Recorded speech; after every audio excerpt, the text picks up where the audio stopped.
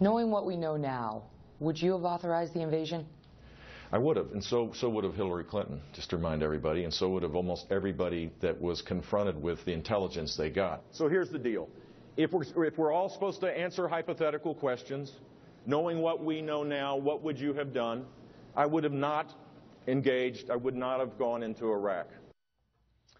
That was the beginning and the end of Jeb Bush's very rocky week. It started with a rather straightforward question from our own Megyn Kelly, as you saw.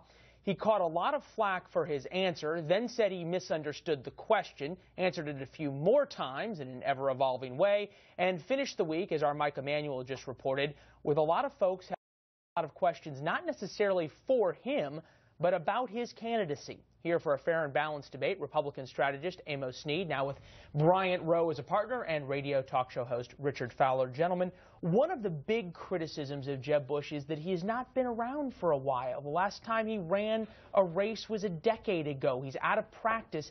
Is this the kind of unforced errors we're going to keep seeing?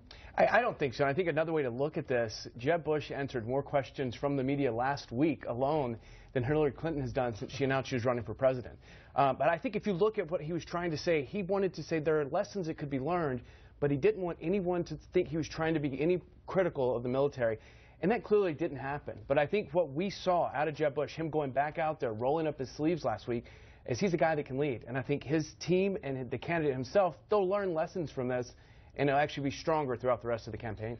Oh, I think no matter what happens, any candidate gets stronger and stronger throughout the primary season. So I agree on that point. I think the problem with Jeb Bush, he has a couple of critical flaws. One, he's not his father and he's not his brother. And two, like you said, Leland, he's rusty at best, right? I mean, that answer right there was an amateur answer. And the fact that I think people really question his position on the war in Iraq. And I think all the other GOP candidates are going to pounce on this and be like, he wants to send us back to war. And that is where the GOP party, that he sort of exposes the rift in the party. You bring up a very important point, though, when you say the word rusty, because there's someone else who a lot of people say is rusty, and that's Hillary Clinton, who doesn't answer, as you pointed out, any questions from the press, doesn't sit down, doesn't have to get her hands dirty right now. Is this sort of an omen, if you will, if you're Hillary Clinton's strategist, that, hey, maybe keeping her so insulated isn't a good idea, because when it's prime time, we're going to have incidents like that? Richard? No, I think the opposite, right? I think right now is the actual time to keep her quiet. I'm pretty sure Hillary wants to talk, and her team is saying to her, don't talk, because you can watch the Republicans self-implode. And as the self-implosions continue from the right, she just has to sit there and focus on a really winning strategy, how we make meet for working class families. If she does that successfully throughout the country, that's how she wins this election, right? Because you have now 11, will probably be 12 next week, 15 by next month, candidates running for office. Amos, what do the Republicans do to counter this strategy that Richard so wonderfully laid out?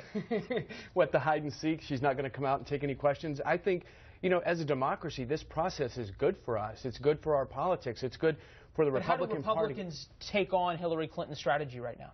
I think right now what Republicans need to do is get out there and explain, run on their record. You know, Jeb Bush can talk about the 1.5 million jobs he added when he was down in Florida. I think that's the conversation Republicans need to have, and you'll hear it a lot from now. Richard, love to talk about the record, wouldn't you?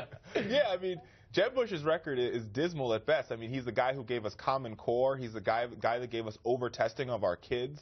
And we can go on and on and on about a horrible record both for him and his brother. And if that's the record that he wants to run on, then I say, hey, run on your record, Jeb. We're so early. What does it say, though, now that in recent polling, all of a sudden, Jeb Bush is going up and beats Hillary Clinton by, albeit 1 point, in the margin of error, in a national poll all of a sudden? You look at that, 45-44, and Hillary's been the one who's been not saying anything. Jeb's been the one who's getting beat up. What does that say if all of a sudden Hillary's really forced out into the spotlight? I think if you're a Republican, you hope to see that happen. You want to see this debate.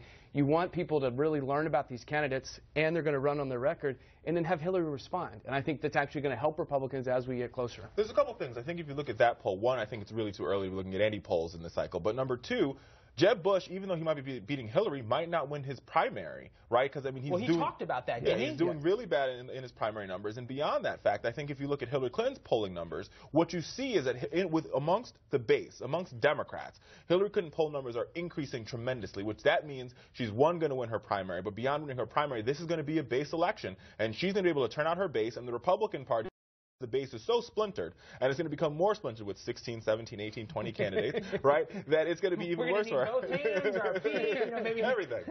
Our elbows as well. All right, Amos Snead, Richard Fowler, we appreciate both of you guys coming in, your insights as well.